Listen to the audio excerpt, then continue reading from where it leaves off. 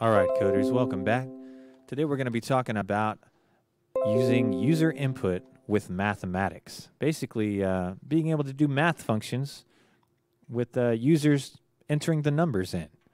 So this is going to be pretty easy to do if you have already done the previous example of being able to work with strings. But there is one big thing that we have to address, and that is the fact that user input prompts are always taken in as strings. So let's see how we can convert things to make it to where we can convert those strings into numbers so we can actually do math with it. Let's get right into it.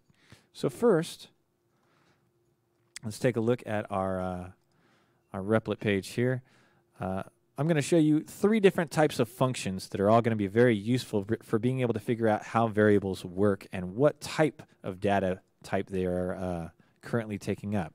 So a useful link that I've supplied here, it's all about Python data types. If you have a link inside of your Replit code, you can hold down Alt on the keyboard and click on it, and it will open it up for you. So here's a little page that just talks about basic data types in Python. This should cover some of the things that we talked about before as far as the difference between numbers and floating point numbers, integers, complex numbers, strings, all that stuff. So we talked a little bit about this. Really, in practice, what we need to know is the type function right here. So I'm going to make a variable here. I'm just going to call it var. I'm just going to call it var. Thank you. Hold on one second. We're having a quick technical glitch here. I know I'm already way ahead of everybody here. Let me just it connected, but it showed a black screen. My apologies for if you were watching this on the YouTube channel. Hold on just one second. I guess I'll have to go in and edit this one.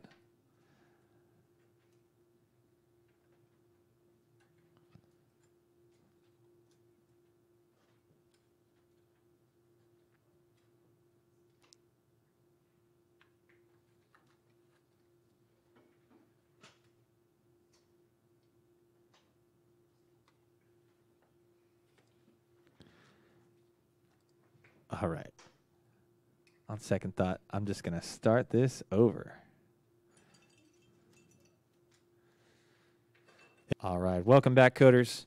This tutorial is all about user input with mathematics, being able to put numbers in when you are asking the user for console commands. So let's check out how to do this. This is all going to be based off of data types, and it should be something that you can already do with strings, but we're going to show how to do it with numbers instead. That said, if we go to our Replit site, you'll see that there is there's a link here for you to open links in Replit. If something is a link, hyperlink, it'll have an underline to it, and if you just hold down the Alt key and click on it, then it'll take you to the page. This information should help you out. It just talks all about the different data types that are in Python. We talked about this before, but it's going to be useful to know because there is a way for us to check what the type of a variable is, and it is this type function. As you can see, if we go into Replit, I'm going to make a variable here. I'm just going to call it var, and I'm going to make it something that is given as an input. So I'm just going to ask the question, type something, please, and I'll put a new line in so that way it'll look nice. So if I run this, you'll see in the console, it says type something, please, and I could type something. There we go. If I press enter, the program ends. We're all done. It's because nothing is done. It saves the variable as an input, but let's see what we can do here. If I put in where it says the type function, I'm going to put type, and then the parameter inside that type function is going to be the variable name. So I'm just going to type in var here, and so it's going to give me the type of this variable. If I press run, you'll see type something, please. I typed in something, and I have to actually list out what that type is. So I'm going to say print, and then inside that print, I'm going to list out the type of that variable. That way it shows it on the main screen here. So if I run this, it says type something, I mash something, and there we go. It says that the type of this particular variable is a string, str. Now what happens if I do the same thing, but I put in a number? I put in 9001. It seems that even though I typed in a number, it is referring to this input that I typed in as a string. And this is a problem because in order to do math, we need to have it work with integers or numbers instead of a string. So we're going to do something called casting. Casting is basically a way for you to get a variable to be another type of variable. So if I have this var right here, I'm going to now use the string function. Actually, I'm going to use the int function. So let me change the order of these real quick so you can see. We're going to make the int function. What you can do is you can type in the word or the letters int, and then you can use this as a function. So I'm going to put the var function as an integer, as you can see here. So I'm going to save this as another variable. I'm going to call this var2, or I'm going to call this varnum just to make it obvious. I'm going to create a new variable bucket called varnum, and it's going to be what variable is or what var is, but as a number instead of a string. And if I type in over here, print type of var2, or varnum rather. There we go. If I run this, then we'll see it'll ask me for something. I'll put in number 12. The first time, this first var right here is a string. That's what you see here. But this next part right here, we're taking the var variable and we're making it an integer. Right here, if I put int, anything I put inside of the parentheses next to int, this becomes a number. I want the number version of whatever's inside this variable.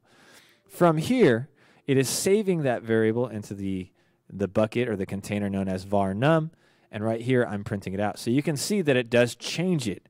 It changes what was in this bucket into a number, and then it saves that number into this bucket. And that's it. That's how you convert a string, especially something from an input. You can convert it into a number instead. Now let's say I wanted to take this number and I wanted to turn it into a string. That can also be done using the str function. So I can call this var string or var str, and I'm going to make it the str version of that var num here. So what I'm doing is I'm taking the number that I created here, the number that was taken from this variable. I'm going to take that and turn it into a string instead, and let's see what happens there if I print out the type of that. And I am I don't want to type it all out, so I'm just going to click on this, copy it, come down here, paste it. I'm going to put var num instead. Or I'm sorry, var string. So here we can see I first type in a number input, or I typed in an input. It took that variable and it turns it into a number right here. And it saves it as a new bucket, or it saves it as a new value in a new area, a new memory location. So if I put 13 in here, you can see this first one is this type. Now let's say I wanted to actually label these where it says class string right here. What I could do where it says print right here, I'm going to actually make it say variable var is, and then I'll put a comma here. There we go. So what this is saying is it's going to print out the string that says variable var is, and then it's going to put a space in, and it's going to put in whatever this would be. And I'm going to do that same thing for my other strings here, just so we can see it will list out what they are. I'm going to print this out, and I'll print this out, and I'll make this var num, and this is var string. So now let's check it out. I'm going to run it. It says type something. I'll put 14. We have a traceback. Type only takes one argument. Okay, so the problem here is right here I put this in the wrong spot. I put it in where the type is. I need it before that right here. Same thing right here. Come on, there we go. All right, so what is this doing? Well, it's going to print out first this string of characters. Then it's going to print out what it shows right here. In this case, it's just taking the type of each one of these things. Now notice that it's kind of double layered here. I've got type, and then I have the parentheses on the outside, but that is inside of this print parentheses, double parentheses. So You're going to have to, over time, just get used to seeing parentheses inside of parentheses. It's going to happen pretty frequently in programming. But just don't be too surprised if you see a bunch of parentheses one right after each other here. So if I run this, now it should say, if I type something in, there we can see variable var is, and then it puts a space in, and then it puts in that type var right here. So the var num variable is an integer, var string is a string, and just when I put the input in up here, that is also a string. So you have to be able to convert your strings. When you get input, you need to be able to convert them into numbers to do math. Now let's see if we can do math here. I'll give you an example right here. I'm going to comment all this out, so that way it doesn't affect our program. I'm going to give an example right here of how we could use this as a math problem. So first I'm going to make a number. I'll say number 1, and we'll just make that our input prompt. So we'll say, write a number, please. And then we'll put a /n, so that way we can have a new tab. What will this look like if I press run? You can see it just asks write a number, and I can write a number. Nothing happens yet. What I'm going to do is I'm going to make it take that number and add 5 to it. So if I tried without casting, if I just put number 1 or total equals num1 plus 5, and then if I wanted to print out that total, we could try this, but what will happen is what we just saw, we're trying to add a string. This num1 is going to be a string, and so it cannot concatenate the string with an integer. It can't combine strings and integers. They're two different things. So what we have to do is we have to convert this num1 into a number. Now there's different places you can do this. I could put the int and the parentheses right here, and then it would just convert the num1 string into an integer for this one calculation. Or I could convert the number into an integer right when it is created. Right here where it says input, I could put int right here and surround the code that comes in right there. This will make it to where it will save the num1 as an integer to begin with. If I did it the other way, it would save it as a string here, and I could convert it to an integer as needed over here. So there's two different ways to approach this. Very important for you to know. You can convert the number to an integer right when you ask for your input, like you see here.